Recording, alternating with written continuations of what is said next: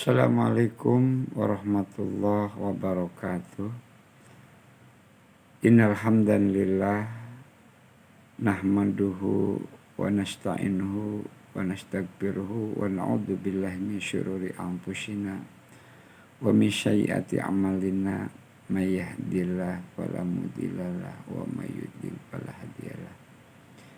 Asyhadu an la ilaha illallah wahdahu la syarikalah wa asyhadu anna Muhammadan abduhu wa rasuluhu la nabiyya ba'dah. Allahumma sholli wa sallim ala sayyidina Muhammad wa ala alihi wa sahbihi wa man tabi'ahum bi ihsanin ila yaumil qiyamah. Rabbi jidni ilman warzuqni fahma. Rabbana atina min ladunka rahmah wa hayyil lana min amrina rasyada. Asa ayyahdini rabbi li aqraba min hada rasyada. Ya muqallibul qulub sabit qulubuna ala dinika wa ala ta'atika. Amin ya Allah ya rabbal alamin. Walhamdulillahi rabbil alamin. Puji syukur alhamdulillah atas segala nikmat yang Allah karuniakan kepada kita. Pada kali ini kita akan membicarakan tentang tema periodisasi tarikh Islam. Profesor Dr. Harun Nasution di dalam Islam ditinjau dari berbagai aspeknya menjelaskan bahwa secara ringkas perjalanan umat Islam itu diawali dari Rasulullah Muhammad SAW menjalankan tugasnya sebagai Rasul, sebagai Nabi Khotamin Nabiyyin hingga kini. Menurut Profesor Harun Nasution, maka perjalanan umat Islam itu bisa dikategorikan kepada 3 kelompok. Pertama adalah masa awal Islam atau masa klasik. Masa klasik ini diawali dari mulai tahun 600 sampai 1250. Kemudian fase kedua yang disebut dengan masa pertengahan, yaitu sejak tahun 1250 sampai 1800. Kemudian fase ketiga adalah dari mulai 1800 sampai sekarang. Pun demikian, Karen Armstrong dalam Short History of Islam kira-kira tidak jauh berbeda sebagaimana yang dikemukakan oleh Profesor Harun di dalam membuat khulasoh, di dalam membuat ikhtisar, di dalam membuat summary terhadap perjalanan umat Islam. Pembabakannya kira-kira seperti itu. Baik, kita awali pembahasan kita ini dengan fase klasik atau masa awal atau masa kejayaan Islam, yaitu sejak Rasulullah Muhammad SAW menjalankan misi kerasulan dan kenabiannya sampai tahun 1250. Pada masa awal, yaitu ketika Rasulullah Muhammad SAW berdakwah di Mekah kurang lebih 13 tahun dengan konsentrasi dakwah beliau adalah mengajarkan sebagaimana diajarkan oleh para nabi sebelum beliau, yaitu tentang tauhid. Innama ilahukum ilahu wahid. Kira-kira pesannya begitu yang dibawa oleh Rasulullah di Mekah itu. Sesungguhnya bagi kalian tidak ada Tuhan selain daripada Allah yang Maha Esa. Jadi selama 13 tahun beliau berdakwah di Mekah mengajarkan tentang tauhid. Nah, kemudian ketika beliau hijrah ke Madinah, kurang lebih beliau di Madinah 10 tahun. Pada masa 10 tahun ini strategi dan fokus dakwah beliau berbeda dengan ketika beliau ada di Mekah. Pada era Madinah ini beliau adalah sudah mulai mengimplementasikan nilai-nilai tauhid, nilai-nilai ilahiyah, nilai-nilai yang dibawa oleh beliau diterapkan dalam kehidupan nyata, dalam kehidupan sehari-hari. Maka pada era Madinah ini beliau sudah mulai menata masyarakat dengan nilai-nilai keislaman. Strategi beliau di dalam dakwah di Madinah selama 10 tahun ini menurut para sejarawan adalah bahwa langkah beliau yang pertama adalah mempersaudarakan antara penolong-penolong beliau di Madinah dengan orang-orang yang ikut beliau dari Mekah. Kaum yang menolong beliau dalam berdakwah di Mekah itu disebut dengan Ansor, dan orang-orang yang mengikuti beliau sejak as-sabiqun awalun, awal-awal dakwah beliau di Mekah disebut kaum Muhajirin. Dua pilar kekuatan inilah sesungguhnya yang menjadi pilar dakwah beliau di Madinah. Dari Ansor terdiri dari orang-orang Aus dan Khazraj sebagai penduduk asli Madinah yang selama ini selalu menjadi warga kelas 2 atau kelas 3 di Madinah. Karena Madinah pada saat itu dihegemoni oleh orang-orang yang bukan asli orang-orang Madinah, yaitu orang-orang Yahudi yang menguasai di berbagai bidang kehidupan. Maka Muhammad Rasulullah SAW ketika beliau datang ke Madinah, orang Madinah dalam keadaan heterogen, baik itu suku, baik itu kepercayaan, baik itu sosial ekonomi, budaya dan sebagainya.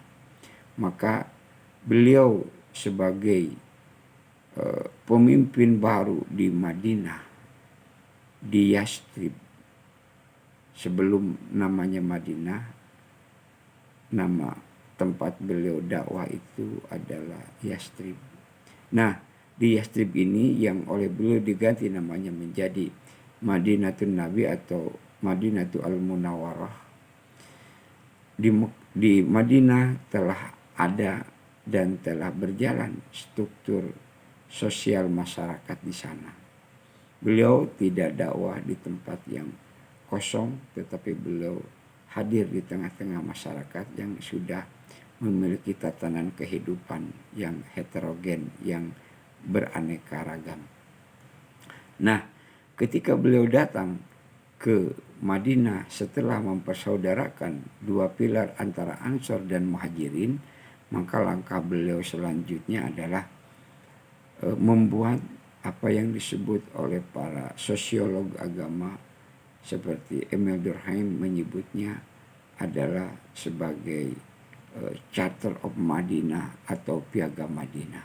Piagam Madinah itu kira-kira berisi tentang bagaimana Rasulullah Muhammad Shallallahu Alaihi Wasallam memberikan jaminan dan memberikan hak-hak warga yang ada di Madinah di bawah kepemimpinan beliau.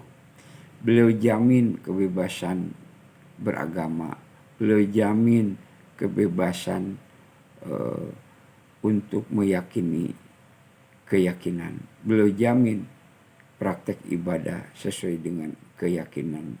Beliau lindungi seluruh warga yang ada di Madinah yang menunjukkan komitmennya di bawah kepemimpinan beliau dari berbagai macam godaan dan gangguan, baik itu gangguan materi, jiwa maupun properti mereka. Beliau lindungi dan beliau tekankan bahwa seluruh warga, citizenship daripada warga Madinah memiliki kewajiban yang sama, yaitu mempertahankan Madinah sebagai tenda besar untuk hidup berbagai komunitas yang ada di Madinah dengan kewajiban yang sama. Apabila ada invasi atau gangguan dari luar, seluruh warga yang memenuhi syarat wajib untuk menjaga dan mempertahankan Madinah. Dan itu semua dituangkan di dalam dokumen yang terkenal dengan Piagam Madinah, yang oleh para sejarawan dan oleh para sosiolog agama disebut sebagai konstitusi pertama yang ada di muka bumi dan sepanjang perjalanan hidup umat manusia. Ini luar biasa sekali. Piagam Madinah ini menjamin dan melindungi segala hak-hak dan menuliskan dan menyatakan apa yang menjadi kewajiban dari setiap warga negara. Jadi Piagam Madinah itu menunjukkan bagaimana sosok Rasulullah sebagai pemimpin, sebagai kepala negara, sebagai Rasulullah, sebagai julukan dan sebutan yang luar biasa. Karena itulah maka para sosiolog agama menyatakan bahwa Piagam Madinah itu adalah sebagai konstitusi yang pertama di dunia. Luar biasa sekali. Maka langkah-langkah beliau selanjutnya di Madinah adalah bagaimana setelah terbentuk masyarakat Madinah di bawah kepemimpinan beliau solid, padu, kompak, dan nilai-nilai luhur keislaman sudah dapat diterapkan di tengah-tengah masyarakat. Maka sebagai manusia beliau rindu kepada kampung halamannya. Maka menjelang 10 tahun beliau dakwah di Madinah, beliau mencoba untuk kembali ke kampung halamannya, yaitu Mekah. Dan luar biasa ketika beliau datang ke Mekah dengan pengikut-pengikut beliau dari Madinah mendapatkan sambutan yang luar biasa dan tak terduga, di mana Mekah dapat dibebaskan oleh beliau dari cengkraman kekuasaan jahiliyah, di mana Mekah dapat dibebaskan berhala-berhala yang selama ini menjadi tumpuan dan sembahan orang-orang Mekah tamat riwayatnya. Dan betul-betul beliau sudah sempurna dakwah selama 23 tahun dan beliau melakukan haji wada serta sekaligus melakukan Futuh Makkah atau pembebasan kota Mekah, yang tidak ada seorang pun yang menjadi korban, yang tidak ada setetes darah pun yang tertumpah. Semuanya beliau berikan amnesti. Beliau maafkan orang-orang yang dulu merintangi dakwah beliau. Itulah Muhammad Rasulullah Shallallahu Alaihi Wasallam menunjukkan kelasnya dalam berdakwah selama 23 tahun sampai hari ini. Islam ada di tengah-tengah kita berkat perjuangan awal beliau dan para pengikut ashabiqun al-awwalun yang luar biasa mendukung dan mensupport dakwah yang dibawakan oleh Rasulullah Muhammad Sallallahu Alaihi Wasallam. Itu selama 23 tahun. Maka ketika beliau wafat, beliau meninggalkan umat yang selama ini dibinanya. Tetapi tentu perjalanan sejarah tidak boleh berhenti karena beliau wafat. Bahwa sejarah Islam tidak boleh berhenti seiring dengan meninggalnya beliau. Maka orang-orang terpilih dari kalangan beliau mengadakan syuro, mengadakan musyawarah untuk menjadikan pemimpin, karena tidak boleh ada kekosongan di dalam satu masyarakat yang begitu majemuk dan begitu luas. Harus ada yang menjadi seorang pemimpin. Singkat cerita, maka terjadilah musyawarah di antara mereka yang menetapkan sahabat utama mereka, yaitu Abu Bakar As-Siddiq sebagai pengganti beliau. Maka beliau dijuluki sebagai Khulafaur Rasyidin, pengganti Rasulullah yang mendapatkan petunjuk. Beliau dibaiat oleh kaum pengikut Nabi Muhammad tahun 11 Hijriah atau tahun ke-11 setelah beliau hijrah ke Madinah. Nah, beliau Abu Bakar As-Siddiq ini tidak lama memegang tampuk kepemimpinan. Tampuk kepemimpinan beliau cuma 3 tahun. Pada tahun ke-13 Hijriah, tampuk kepemimpinan itu dipindah tangankan kepada sahabat Nabi yang utama, yaitu Umar bin Khattab. Umar bin Khattab memegang tampuk kepemimpinan setelah beliau menolak untuk diangkat menjadi pengganti daripada Abu Bakar As-Siddiq. Tetapi karena desakan dan dorongan serta hasil musyawarah di antara para tokoh-tokoh di Madinah, beliau dengan terpaksa menerima amanah itu. Dan luar biasa, sekalipun kepemimpinan beliau ini dari tahun 13 Hijriah sampai tahun 23 Hijriah berjalan dengan luar biasa banyak prestasi yang ditorehkan. Jika pada masa Abu Bakar As-Siddiq prioritas utama beliau adalah untuk membentuk dan meletakkan dasar serta melanjutkan kepemimpinan yang dicontohkan oleh Rasulullah dan membentuk pemerintahan yang efektif dan bersih. Maka pada Umar bin Khattab ini ciri utama daripada kepemimpinan beliau adalah bagaimana Islam disebarluaskan bukan hanya antara Mekah, Madinah, tetapi juga ke seluruh Jazirah Arabia. Misalnya pada zaman Umar bin Khattab lah terjadi pembebasan Baitul Maqdis dari cengkraman orang-orang Romawi dan orang-orang Nasrani. Itu adalah salah satu prestasi daripada Umar bin Khattab. Kemudian Umar bin Khattab pada tahun 23 menyerahkan tampuk kepemimpinan ini kepada Utsman bin Affan.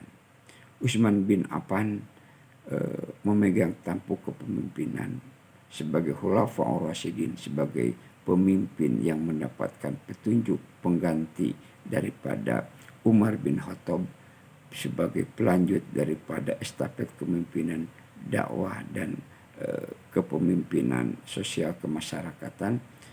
Utsman bin Affan diantaranya beliau berhasil menyeragamkan bacaan dan membuat panitia penulisan Al-Quran yang sebelumnya sudah dirintis pada zaman Abu Bakar, pada zaman Umar bin Khattab.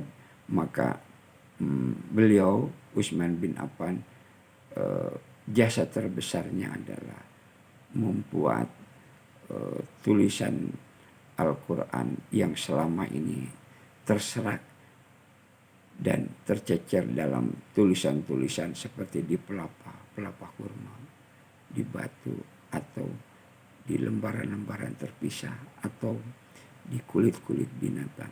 Maka pada zaman Utsman bin Affan, beliau membentuk panitia dan berhasil membukukan Al-Quran yang seperti Quran hari ini kita kenal. Maka mushaf Al-Quran yang kita kenal hari ini disebut mushaf Utsmani. Kenapa? Karena beliaulah sesungguhnya yang mentadwinkan, membukukan sebanyak 4 lembar, sebanyak 4 mushaf, yaitu beliau simpan di Madinah sebagai ibu kota. Beliau kirimkan ke daerah di luar itu seperti ke daerah Asia Tengah, juga dikirimkan mushaf asli yang dibentuk panitianya oleh Utsman bin Affan. Jadi penyeragaman bacaan seperti yang kita kenal dan kita kenal Al-Quran seperti sekarang ini adalah jasa besar luar biasa daripada Utsman bin Affan. Kemudian pada tahun 36 Hijriah kepemimpinan beralih kepada Ali bin Abi Thalib. Ali bin Abi Thalib berkuasa sampai kepada tahun 41 Hijriah. Jadi beliau tidak lama, kurang lebih 5 tahun beliau menggantikan Utsman bin Affan sebagai khalifah yang keempat dalam era Khulafaur Rasyidin. Kepemimpinan Ali bin Abi Thalib yang paling menonjol adalah di samping beliau sebagai intelektual, beliau pintar baca tulis, beliau juga berhasil menyusun ilmu nahwu. Ilmu nahwu begitu berhasil dikodifikasikan dan disusun oleh Ali bin Abi Thalib. Kemudian ciri khas beliau juga adalah satu lagi, yaitu beliau yang selama ini pada zaman Rasulullah dan zaman Khulafaur Rasyidin yang 3, ibu kota Islam itu ada di Madinah. Maka beliau mencoba untuk mengalihkan ke Kufah, yaitu satu kota yang ada di wilayah Irak sekarang ini. Nah, kemudian setelah tahun itu pembabakan Khulafaur Rasyidin, maka bergantilah sekarang kepemimpinan di dalam umat Islam itu, yaitu dari sistem yang menjunjung tinggi musyawarah menjadi sistem khilafah, yaitu pengganti Ali bin Abi Thalib dan seterusnya. Nanti ada Hasan dan seterusnya. Kemudian yang paling monumental beralih kepemimpinan dari Khulafaur Rasyidin kepada Bani Umayyah. Bani Umayyah ini adalah keturunan dari Abu Sufyan, yaitu Muawiyah bin Abu Sufyan sebagai pendiri dinasti ini. Dinasti ini dimulai pada tahun 661 sampai tahun 950 Masehi. Nah, pada Bani Umayyah ini ada 14 khalifah. Yang pertama khalifahnya adalah Muawiyah bin Abu Sufyan. Muawiyah bin Abu Sufyan ini berinisiatif memindahkan pusat ke pemerintahan dari Kufah ke Damaskus atau ke Damsyik atau ke Suriah sekarang ini. Maka kurang lebih dari tahun 661 sampai tahun sampai tahun 950, kurang lebih sekitar 90 tahun lah kepemimpinan daripada Bani Umayyah ini, melahirkan 14 daripada khalifah. Dan Khalifah yang terkenal di samping Muawiyah bin Abu Sufyan adalah khalifah yang ketujuh atau ke-8 ya.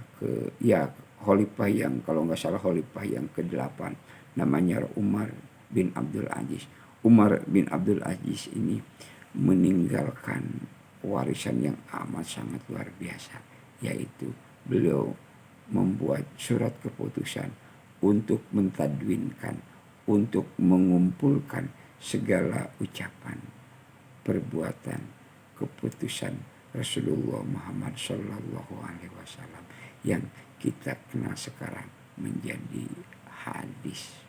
Hadis tadinya berserakan di mana-mana, maka Umar bin Abdul Aziz, khalifah yang ke-8 pada Bani Umayyah, berhasil menorehkan legasi warisan yang amat berharga bagi kaum muslimin, yaitu terciptanya kodifikasi hadis yang kita kenal dengan sekarang ini kutubus sittah, 6 hadis, 6 kitab hadis induk pada kaum muslimin, yaitu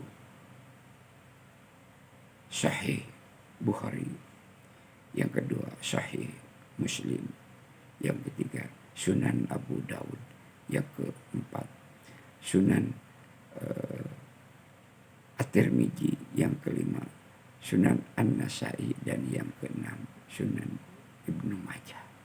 Itulah warisan yang dapat kita baca, bagaimana ucapan, perbuatan, dan keputusan Rasulullah Muhammad SAW menjadi terkodifikasikan, tertadwinkan dalam bentuk kutubus sittah atau 6 kitab induk hadis yang dipelajari sebagai sumber ajaran Islam kedua setelah Al-Quran. Luar biasa, biasa yang sangat luar biasa. Padahal beliau berkuasa tidak lama, cuman 3 tahun. Inilah anak-anakku sekalian, kira-kira sejarah perjalanan umat Islam yang pada Bani Umayyah ini. Bani Umayyah pada tahun 950 berganti menjadi Bani Abbasiyah, dan ibu kota beralih ke Baghdad, tidak lagi di Damaskus. Abbasiyah ini dari tahun 951 sampai 1250 ketika Baghdad jatuh ke tangan bangsa Mongol. Pada zaman Abbasiyah ini banyak karya yang ditorehkan, di mana umat Islam mulai berinteraksi dengan bangsa-bangsa yang lebih dulu maju, seperti bangsa Persia, seperti bangsa Romawi, seperti bangsa Yunani, bangsa Mesir, bangsa India. Pada zaman ini menghasilkan tidak kurang daripada 37 khalifah. Itulah sampai 1250 Abbasiyah. Insya Allah kita dalami, kita diskusikan prestasi-prestasi apa, kemajuan-kemajuan apa yang diraih pada zaman Abbasiyah dan zaman Umayyah ini. Pada tentunya setelah kita diskusi tentang topik ini, kita akan elaborasi dan kita akan eksplorasi tentang tema ini. Itu saja, mudah-mudahan ada manfaatnya. Assalamualaikum warahmatullahi wabarakatuh.